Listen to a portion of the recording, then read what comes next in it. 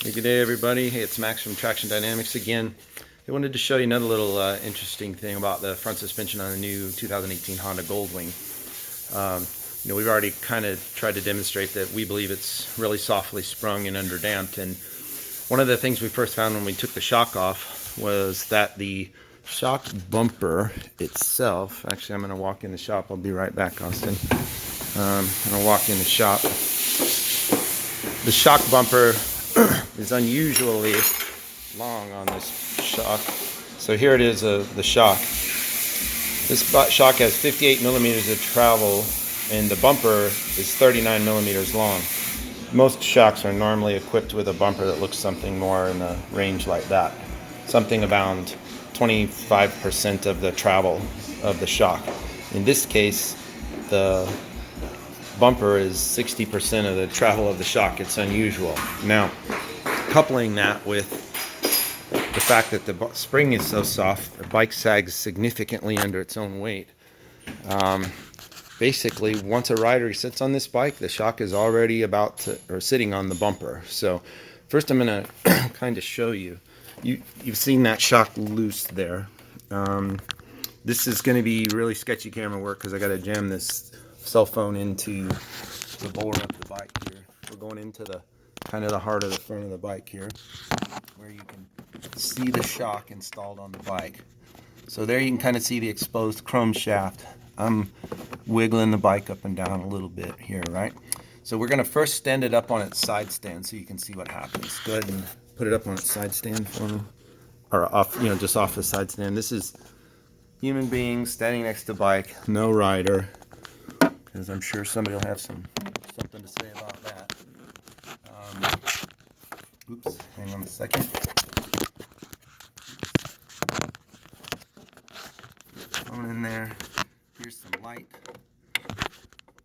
So can you see there's probably 6 millimeters, a quarter of an inch left already, and there's no one sitting on this bike before the shock is going to hit the bumper and start banging into the bumper.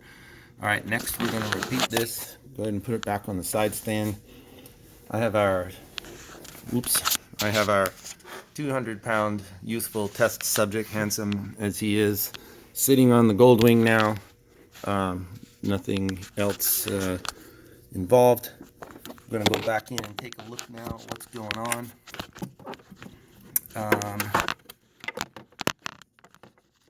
Now what do you see? How's that for an eye-opener? So basically, before you've begun to move, or you have a passenger, or you have accessories, or you have any weight, the new shock absorber is already so close to riding on its bumper that it won't take anything for that to happen. Go ahead and put it back on the side stand. This bike is, because I'm sure people like to question everything I say, is completely stock. There's no additional weight in it. It's completely empty in every way. It's unmodified and as delivered by Honda. So anyway, just look, no extra weight, 200-pound rider, no lead hidden in there, no lead blocks. So yeah, that's now we've already, on a bike we have here with 375 miles. Oh, thanks, Austin, that's good. 375 miles, we're seeing some unusual wear in that bumper already. Which is digging into it. There's a reason we found for that, which we're not going to reveal at the moment, but there is a little problem that's causing that. And certainly don't know how Honda expects for an elastomer to hold up for 100,000 miles while it's being pounded on every day of its life. So normally that shock bumper, its only purpose in life is to add some progression of force at the end of the shock to keep the shock from having a hard mechanical clunk bottom out. It kind of masks the bottom out so that you don't feel it.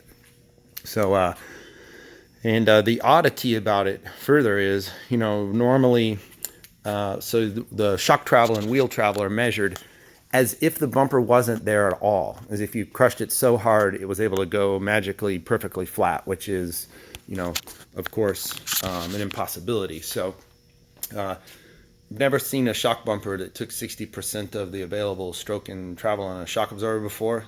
Not sure who thought of that or why they did that, but it is effectively a travel limiter because it will not let that shock travel fully to bottom, and the amount that it is being squished or crushed is going to be significant, but not enough to actually allow for the full 4.3 inches of travel that Honda claims for the bike.